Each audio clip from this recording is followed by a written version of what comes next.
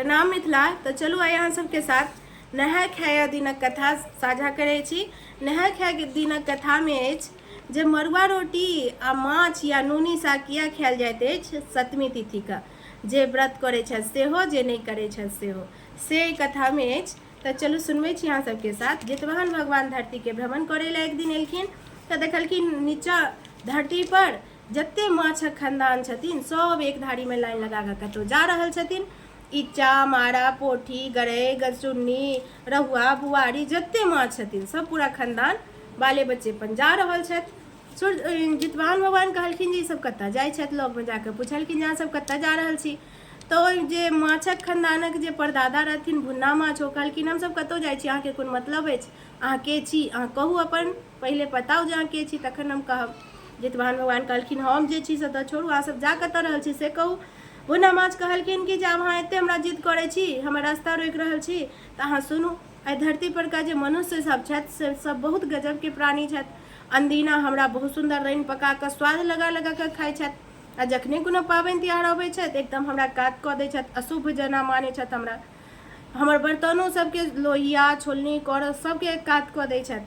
ई हमरा बड़ अपमान होइया। अनदिना एते सुंदर से खाइ छथि, आ जखने पाबनि तिहार होइ छै कि हमरा संगे एहन व्यवहार अशुभ वाला करे लगे छथि। ई अपमान हमरा बर्दाश्त नहीं अछि, तें हम ई धरती छोड़ कऽ पता लोक जाइ छी। जितवाहन भगवान कहलखिन एतबेटा बात। भुन्ना माछ कहलखिन अहाँ लेल एतबेटा बात लगैया, हमरा लेल तऽ बहुत अपमानक बात अछि। जितवाहन भगवान कहलखिन जे एहि धरती पर जतेक वस्तु अछि, जते जीव जन्तु छथि, सब कोनो ने कोनो उद्देश्य से छथि। अगर अहाँ एहि धरती पर छी ओकर कोनो ने कोनो उद्देश्य जरूर छै, तें अहाँ छी तऽ सुनू, पता लोक नहीं जाओ एहि धरती छोड़ कऽ। अहाँ सबके बहुत बहुत काज छै धरती पर। भुन्ना माछ कहलखिन हमर कोन काज है धरती पर। जितवाहन भगवान कहलखिन कि जितिया पाबनि आबै वाला छै, जितिया पाबनि में जतेक अहिब सुहिब छथि, ओ जे व्रतो करे वाली हेती या बिना व्रतो करे वाली हेती, सब सप्तमी तिथि के नहाय खाय दिन माछ कनियो ने कनियो खेबे करती। कोने कोने अहाँ के तकने घुरती, अहाँ के महत्व ओहि दिन हुनका सबके पता चलतनि अहाँ की छी। ताहि दुआरे अहाँ धरती पर रहू आ पता लोक नहीं जाओ।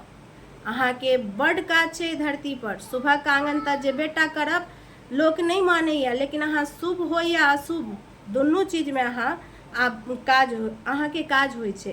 ताहि दुआरे अहाँ एहि धरती पर रहू, अहाँ के बड़ काज छै, अहाँ पता लोक नहीं जाओ।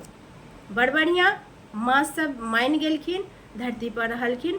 जितवाहन भगवान वरदान देने छलखिन तो सब रुकलखिन। इहे दुआरे जितिया पाबनि में माछ सप्तमी दिन जे पाबनि करै छथि सेहो खाइ छथि, आ जे नहीं करै छथि ओहो खाइ छथि। एनाहिते जितवाहन भगवान कनि आगाँ बढ़ला तऽ देखलखिन कि जब मड़ुओ लाइन लगा कऽ हरियर कंचन गाछ, लाले लाले बालि चलल जाइत धारी बना कऽ, हुनको पूछलखिन।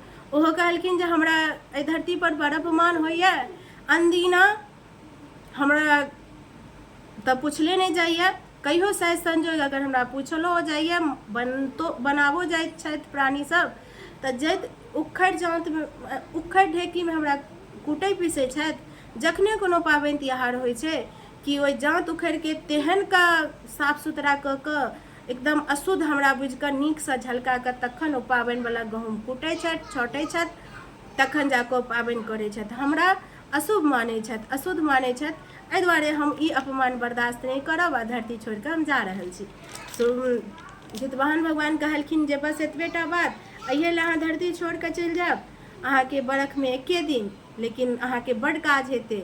ओहि दिन मनुष्य के पता चलते अहाँ के महत्व।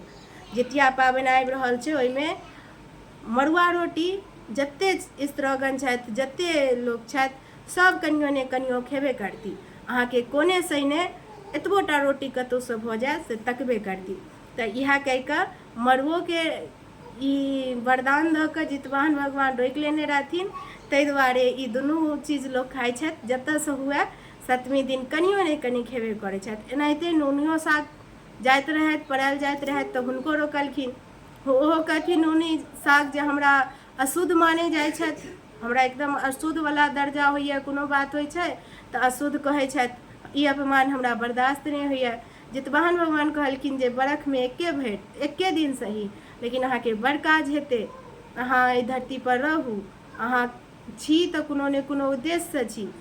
हुनको कहलखिन जे जितिया पाबनि जे होइया सतमी नहाय खाय दिन, ओहि दिन जते अहियब सुहियब छथि से तऽ माछ मरुआ खेबे करै छथि, आ जे नहि खाइ छथि ओ मरुआ रोटी आ नूनी साग खेबे टा करती। तऽ नूनियोके जितवाहन भगवान वरदान देने रहथिन, माछोके वरदान देने रहथिन आ मरुओके वरदान देने रहथिन। ताहि दुआरे जते पबनैतिन रहथि या इम्हरका बिना पूजा जे व्रत नहि करै छथि, सब गोटा सतमी दिन नहाय खाय दिन माछ मरुआ नूनी साग खेबे टा करै छथि। तऽ ई छलै नहाय खाय दिनक कथा। तऽ आशा करै छी कतहु कोनो अगर त्रुटि भऽ गेल हैत तऽ माफ करब, कियाकि जिनकासँ हम लिखेने छी कहबे केलहुँ, तऽ भऽ सकै छै कतहु कोनो गड़बड़ भऽ सकैए, एहि लए हम माफी चाहै छी। तऽ चलू, सब माँके जितिया पाबनिके बहुत रास शुभकामना।